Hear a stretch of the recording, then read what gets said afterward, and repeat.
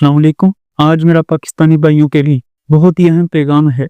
وہ پیغام یہ ہے کہ آج 25 دسمبر ہے اور قائد اعظم محمد علی جناح رحمہ اللہ تعالی پیدائش اور ولادت کا دن ہے۔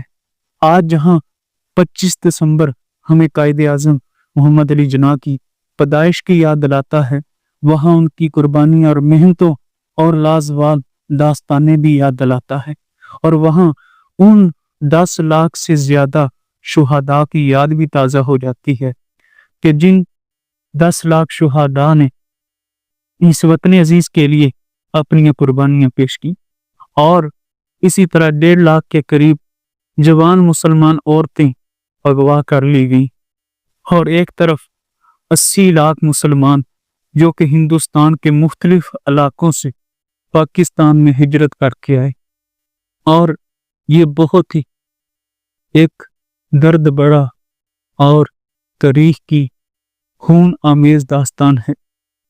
لیکن افسوس، سخت افسوس، یہ ملک پاکستان جو لا الہ الا اللہ کی بنیاد پہ بنا ہے، جو سرزمین اسلام کے اصولوں کے نفاذ کے لیے ایک اللہ تعالیٰ کا تحفہ تھی، آج یہاں پر کچھ کم وقت لوگ اپنے مفادات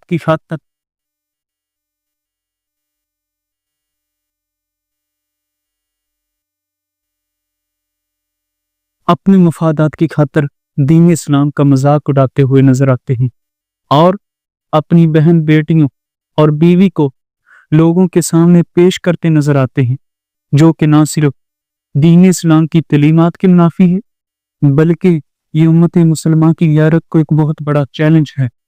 اسلام نے عورت کو عزت اور حیا کا تاج پہنایا ہے۔ قرآن کریم میں اللہ تعالیٰ نے فرمایا وَقَرْنَ فِي بُيُوتِكُنَّ، عورتوں کو چاہیے کہ اپنے گھروں میں قرار پکڑیں اور جاہلیت کی طرح بناؤ سنگار نہ بکھائیں۔ تو افسوس، آج کئی کم وقت اپنے مفادات کی خاطر بے پردگی اور حیا کی خلاف ورزی کر رہے ہیں، جو دین اسلام کے شاعر کے ساتھ ایک کھلم کھلا مذاق ہے۔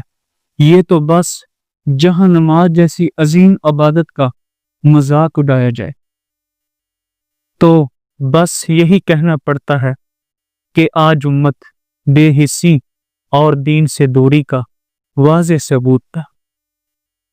اے امت مسلمہ، کیا ہماری غیرتیں زمین میں دفن ہو چکی ہے؟ کیا ہمارے دل میں دین کی حرمت کا احساس باقی نہیں رہا؟ یہ جو پاکستان لا الہ الا اللہ کی خاطر حاصل کیا گیا تھا، یہ آج ان لوگوں کے ہاتھوں میں یرغمال بنا ہوا ہے جو کہ اس اسلام کو محض تفریح سمجھتے ہیں۔ ہمیں چاہیے ایسے لوگوں کے خلاف آواز اٹھائیں جو دین اسلام کا مذاق اڑاتے ہیں۔ اور نبی رحمت صلی اللہ علیہ وسلم نے فرمایا اذا لم تستحی فاصنع ما شئت، اذا لم تستحی فاصنع ما شئت، جب تمہارے اندر حیا نہ رہے تو جو مرضی کرو۔ تو اس حدیث سے معلوم ہوتا ہے حیا ایمان کا حصہ ہے۔ جب حیا بندے میں نہ رہے تو انسان اسلام کے اصولوں کی پامالی کرتا ہوا نظر آتا ہے۔ تو اے امت مسلمہ، ہمیں چاہیے کہ دین اسلام کی حرمت کا ہم دفاع کریں، کیونکہ یہ دین ہمیں اللہ اور اس کے رسول کی محبت سے جوڑتا ہے۔ اگر ہم یہ دین کا دفاع اور اس کی حرمت کا دفاع نہیں کریں گے تو ہماری آنے والی نسلیں کس راستے پہ چلے گی؟ یہ وقت جاگنے کا وقت، ہوش میں آنے کا وقت ہے، اور ایسے لوگوں کے خلاف آواز اٹھانے کا وقت ہے